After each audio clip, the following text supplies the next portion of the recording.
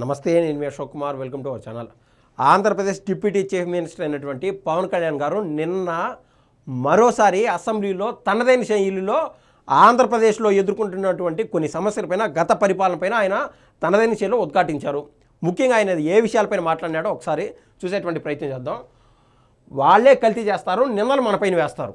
జనరల్గా ఇన్ని రోజులుగా నేను చేసినటువంటి 5-6 వీడియోల్లో కూడా నేను స్పష్టంగా చెప్పిన, ఏదైతే దేశంలో కల్లా ఉన్నతమైనటువంటి న్యాయస్థానం సుప్రీంకోర్టు వాళ్ళ ఆధీనంలో జరిపినటువంటి సిబిఐని, అదేవిధంగా ఫుడ్ సేఫ్టీ ఆఫీసర్ని, ఆంధ్రప్రదేశ్కి సంబంధించినటువంటి సీనియర్ ఐపీఎస్ ఆఫీసర్ని, వీళ్ళందరినీ ఒక టీమ్గా వేసి ఒక సిట్ వేసి దీంట్లో కల్తీ జరిగిందా లేదా, దీంట్లో ఎంత అవినీతి జరిగింది అనేది క్లియర్ కట్గా చెప్పమంటే దానికి సమాధానం అనేది ఉండదు. చెప్పడానికి వైసీపీ వాళ్ళకి మనసు రావట్లే. దాన్ని గుమ్మడికాయలు దొంగ ఎవరు అంటే భుజాలు అనుకున్నట్టు ఈలోపు టీటీడీ చైర్మన్ పైన అవాకులు చవాకులు వెళ్ళడాలు, ఈలోపు ఆ మద్యం బాటలు తీసుకొని పోయి తిరుమలలో పెట్టి ఇదంతా టీడీపీ వాళ్ళు, జనసేన వాళ్ళు చేస్తున్నారు, తిరుమలని అపవిత్ర చేస్తున్నారు అని ప్రతిరోజు తిరుమల కేంద్రంగా ఒక రొచ్చు చేయడానికి వైసీపీ వాళ్ళు సన్నద్ధం అవుతున్నారు అనేది స్పష్టంగా అర్థమవుతుంది. పవన్ కళ్యాణ్ గారు అన్నట్టు వాళ్ళే కల్తీ చేస్తారు, నిందలు మన పైన వేస్తారు.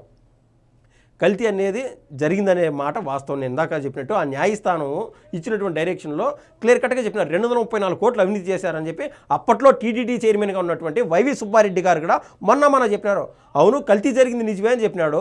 అయితే కల్తీ జరుగుతూ ఉన్నప్పుడు ప్రతిరోజు ఆ క్వాలిటీ చెకప్ చేస్తూనే ఉంటారు కదా, సునాయాసంగా ఊరికే మీరు చేసేయండి, తయారు చేయండి అనరు కదా. ఇలాంటి అనేక స్టెప్ బై స్టెప్ ప్రాసెస్లో అంత జరుగుతున్నప్పుడు ఆయనకు అసలు టీటీడీ చైర్మన్షిప్ ఎందుకు ఇచ్చినాడు జగన్మోహన్ రెడ్డి గారు అనేది మెయిన్ క్వశ్చను. ఆయన సరే జగన్మోహన్ రెడ్డి గారు రాష్ట్ర పరిపాలన పైన ఆయన అంత బిజీగా ఉన్నప్పుడు వైవి సుబ్బారెడ్డి అయినా ఆయనకు అప్పగించినటువంటి బాధ్యతలు సక్రమంగా నిర్వర్తించాలన్నా నిర్వర్తించకూడదా? అంటే పిల్లి కళ్ళు మూసుకొని పాలు తాగినట్టు ఈయనకు తెలియకుండానే ఈ కల్తీ జరిగిపోయిందా, ఆయనకు తెలియకుండానే జరిగిపోయిందా? ఆ మాదిర సరే ఏదేమైనా కూడా వాళ్ళు దొంగలు దొరికినారు. ఆ దొంగలు ఏమంటారంటే ఇప్పుడు టీడీపీ వాళ్ళు, జనసేన వాళ్ళు వీళ్ళు చేస్తున్నారు ఈ కల్తీ అని చెప్పి మళ్ళీ వీళ్ళపైన అభాండాలు వేయడం అనేది వాళ్ళకి పరిపాటిగా మారిపోయింది. ఇష్టానుసారంగా తిట్టేసి మళ్ళీ కులాల మధ్య దాక్కుంటున్నారు. ఈ బడ్జెట్ చంద్రబాబు దార్శనికతకు నిదర్శనం. ఉప ముఖ్యమంత్రి పవన్ కళ్యాణ్ గారు స్పష్టీకరణ చేశారు. ఇష్టానుసారం తిట్టేసి కులాల మధ్య దాక్కుంటున్నారు. మొన్న ఒక వీడియో చూశాను. అంటే అది చేసినటువంటి పాపాలు 10 కాలాలు 10 తరాలు అయిపోయినా కూడా ఆ పాపం అనేది వెంటాడుతూ ఉన్నట్టు రోజా గారు పవన్ కళ్యాణ్ గారిని చిట్టికేసి నీకు దమ్ము ధైర్యం ఉంటే అనేటువంటి మాటలు అనడం కానీ, అదేవిధంగా అమ్మటి రాంబాబు నువ్వెంత నీ బతుకెంత అనేటువంటి ఆయన మాటలు కానీ, నీకు దమ్ముంటే ఒక్కసారి మా ప్రభుత్వాన్ని పడగొట్టు, రాజకీయాల నుంచి నేను దూరం అయిపోతాను అని చెప్పి కొడాలని విసిరినటువంటి ఛాలెంజ్లు కానీ, స్వయంగా ఇప్పట్లో డిప్యూటీ చీఫ్ మినిస్టర్గా ఉన్నటువంటి పవన్ కళ్యాణ్ గారు అప్పట్లో ఒక ఎమ్మెల్యే గెలిచింటే ఆ ఎమ్మెల్యేని కాస్త వాళ్ళు లాక్కున్నారు. అది వాస్తవం. ఎవరు రాబాక వరప్రసాద్ లాక్కున్నారు. అయితే ఈయన దగ్గర ఎమ్మెల్యేలు లేరు కదా, ఈయన కెపాసిటీ ఎంత అనుకున్నారో ఏమో పవన్ కళ్యాణ్ గారిని ప్రతిరోజు కించపరుస్తూ మాట్లాడుతూ వచ్చారు.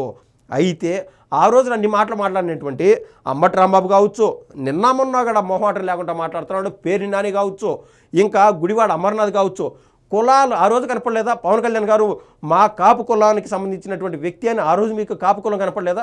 ఈరోజు రాజకీయం కోసం ముద్రగడ పద్మనాభరెడ్డి లాంటి వాళ్ళని అట్టబెట్టుకొని వీళ్ళు కాపు కింగులని రాసేసుకోవటాలు, సంజీన సుకన్య అనేటువంటి వాళ్ళు కూడా ఈరోజు కాపు కింగ్ అంటా ఉంటే కాపు కులం అట్టుడికి పోతుంది. ఒరే రాజకీయం కోసం కులాన్ని లాగడం ఏంద్రా అని చెప్పి కాపుల్లో చైతన్యం వస్తుంది. రాష్ట్ర వ్యాప్తంగా ప్రతి కులంలోనూ ఈ మాదిరి మొన్న జోగి రమేష్ అప్పట్లో ప్రతి ఒక్కరిని ఆయన ప్రతిపక్ష నేతనిలే ngోకరనిలే ఇష్టానుసారం బూతులు తిట్టేసి ఈ రోజున ప్రొటెక్షన్ కోసం మా బీసీల జోలు వచ్చారా నారా లోకేష్ అంటే, ఒరే ఏమన్నా రాష్ట్రంలో ఏమన్నా రాజకీయంగా చైతన్యం లేదంటారా? రాజకీయ చైతన్యం దేశం లేకల్లా అత్యధిక స్థాయిలో ఉండేది ఒక ఆంధ్రప్రదేశ్లోనే. అయితే బాధాకరమైనటువంటి విషయం ఏంటంటే కులాల వారీగా, మతాల వారీగా రాజకీయాలు విడిపోయినా అనేది స్పష్టము. కానీ న్యూట్రల్స్ అనేవాళ్ళు అంతో ఇంతే ఉన్నారు. ధర్మంగా వ్యవహరించేటువంటి వాళ్ళు తెలుస్తారు ఏది నెక్స్ట్ ఎలక్షన్స్లో ఎవరు గెలిచాలా, ఏ పార్టీ ఉండాలనేది భవితవ్యం ఆ న్యూట్రల్స్ పైన ఆధారపడి ఉంటుంది. కొంతమంది ఏమో రపారపాలు అంటారు, ఆ న్యూట్రల్స్ కాస్త ఒరే రపారప అంటే బాగుంటుంది కదా అనేది వాళ్ళు ఆలోచన చేస్తారు. లేకుంటే అభివృద్ధి దిశగా వీళ్ళు ఈ పార్టీలు టీడీపీ, జనసేన వీళ్ళు ముందుకెళ్తున్నారని చెప్పి వాళ్ళ మనోనిశ్చయం పైన ఆధారపడి ఉంటుంది. ఇంకా పవన్ కళ్యాణ్ గారు అన్నటువంటి మాటలు చూడండి. వైకాపా ఎమ్మెల్యేలు 11 మందే ఉన్నా 1100 మంది ఉన్నట్లు మాట్లాడుతున్నారు. వాళ్ళు చెప్పేదాన్ని వాళ్ళు బలంగా నమ్ముతున్నారు. మనం మాత్రమే చేసేదాన్ని చెప్పుకోవడానికి ఎందుకో సంకోచిస్తున్నామో నాకు కూడా అర్థం కావట్లేదు. దానికి ఉదాహరణగా ఒక్కసారి చూడండి, పాపం పవన్ కళ్యాణ్ గారు అనేటువంటి మాట కూడా ఎంత వాస్తవం చూడండి. గతంలో రోడ్ల నిర్మాణానికి భారీగా వెచ్చించామని చెప్పి పవన్ కళ్యాణ్ గారు అంటే గత వైసీపీ ప్రభుత్వంలో ఎంత అత్యల్పంగా తక్కువ ఖర్చు పెట్టారు.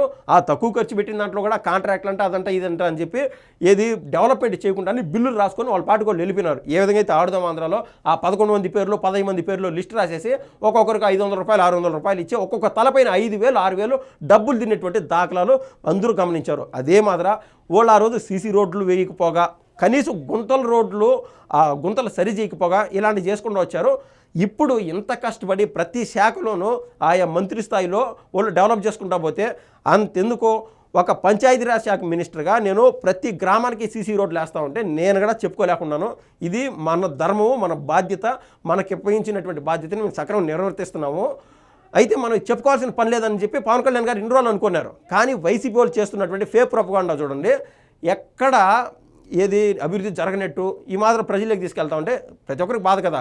ఇంకా ఇదంతా వేస్టే, మనం కూడా టాప్ గేర్ వేద్దాము, మనం చేస్తున్నటువంటి పనులు మనం ఖచ్చితంగా చెప్పాలని చెప్పి పవన్ కళ్యాణ్ గారు గత ప్రభుత్వంలో పంచాయతీరాజ్లో సీసీ అదేవిధంగా బీటీ రోడ్లకు కేవలం 610 కోట్లు ఖర్చు చేస్తే కూటమి ప్రభుత్వం ఈ ఒక్క 20 నెలల్లోనే 5 ఏళ్ల కాలం వేరే ఆ కాలము, ఇప్పుడు 20 నెలల్లోనే ఏకంగా 3,853 కోట్లు వెచ్చించింది. వాళ్ళు 5 ఏళ్లలో సీసీ బీటీ రోడ్లు కలిపి 8,100 కిలోమీటర్లు వేస్తే మనం కేవలం ఈ 20 నెలల్లోనే ఏకంగా 17,550 కిలోమీటర్లు పూర్తి చేసామని చెప్పి పవన్ కళ్యాణ్ గారు ధైర్యంగా ఉండే విషయం ఓపెన్గా చెప్పినాడు. అది ఎంత 5 ఏళ్ల కాలంలో వాళ్ళు కనీసం కేవలం 610 కోట్లు ఖర్చు పెడితే ఈ 2 ఏళ్ల కాలంలోనే పవన్ కళ్యాణ్ గారు ఏకంగా 3,853 కోట్ల రూపాయలు ఖర్చు పెట్టారు. ఇంకా పవన్ కళ్యాణ్ గారు అన్నట్టు ఈ 11 మంది 1,100 మందితో సమానంగా మాట్లాడుతున్నారంటున్నారు కదా. ఏ విధంగా అయితే ఈ కల్తీ నెయ్యి వ్యవహారం కాసేపు పక్కన పెడితే కల్తీ మద్యం ఆ రోజున జోగి రమేష్ వ్యవహారం కాదు, మద్యం స్కామ్ ఏదైతే ఉండదో నిన్నగడ ఈడీ ఎన్ఫోర్స్మెంట్ డైరెక్టరేట్ ఆస్తుల్ని జప్తు చేసింది. ఆ వ్యవహారాన్ని ఒకసారి పరిశీలించి చూస్తే రాష్ట్ర ప్రజలు ఎవరైనా సరే పార్టీలకు అతీతంగా గుండెపైన చేసుకొని ఒక్క నిమిషం ఆలోచన చేయండి, మీకు అర్థమవుతుంది. గతంలో జగన్మోహన్ రెడ్డి గారు మాట తప్పును మడమ తెప్పును అని చెప్పేటువంటి ఆయన మేము ఆంధ్రప్రదేశ్లో సంపూర్ణ మద్యపాన నిషేధం చేస్తామని చెప్పి ప్రభుత్వంలోకి వచ్చి 30,000 మంది పైన ఆడబిడ్డల తాలిబుట్లను తెంపేశారు. ఆ వ్యవహారంలో ఈయన ప్రభుత్వంలోకి వస్తానే అప్పుడు దాకా ఉన్నటువంటి ఏదైతే నార్మ్స్ ఉంటాయో ఖచ్చితంగా ప్రతి బాటల్ పడినటువంటి లేబుల్ని స్కాన్ చేయాలా, ప్రతిదీ క్యాష్లెస్ ట్రాన్సాక్షన్స్ ఆన్లైన్లో ట్రాన్సాక్షన్ చేయాలా, ఫోన్పేలు కావచ్చు ఆన్లైన్ కావచ్చు ఏదైనా చేయాలా.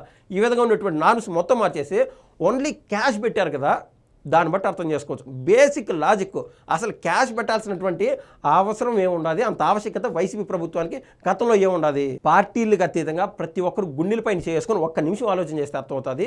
దొంగే దొంగ దొంగ దొంగ అన్నట్లు అన్ని తప్పులు చేసేస్తారు.